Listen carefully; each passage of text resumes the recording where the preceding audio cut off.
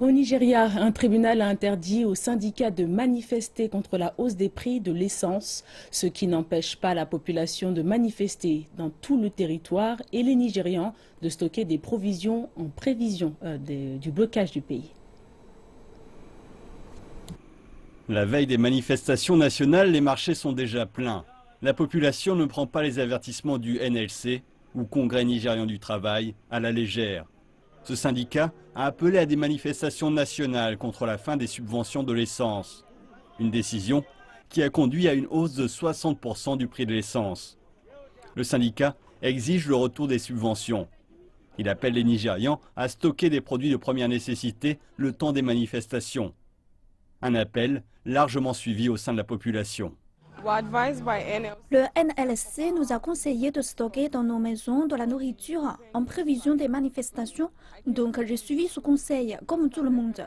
Et ce n'est pas facile car les prix ont augmenté et même si les sacrifices doivent être faits pour notre pays, nous espérons juste que cela s'améliore car ce n'est pas génial en ce moment. Mais il existe un problème encore plus prégnant.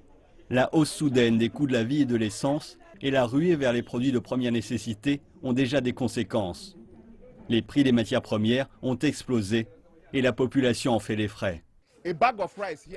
Un sac de riz coûte 19 à 20 000, alors il était vendu 8 400 auparavant. Maintenant, 19 000. Vous voyez, tout a augmenté. Les gens ont des difficultés à nourrir leur famille, les gens ont du mal à manger. La situation est véritablement terrible. Le gouvernement a dépensé des milliards pour subventionner l'essence, mais l'économie a sévèrement pâti de la chute des cours du pétrole.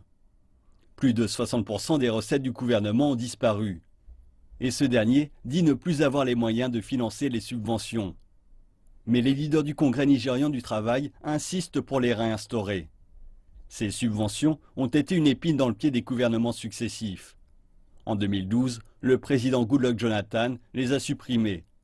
Mais il a dû faire machine arrière après des manifestations nationales.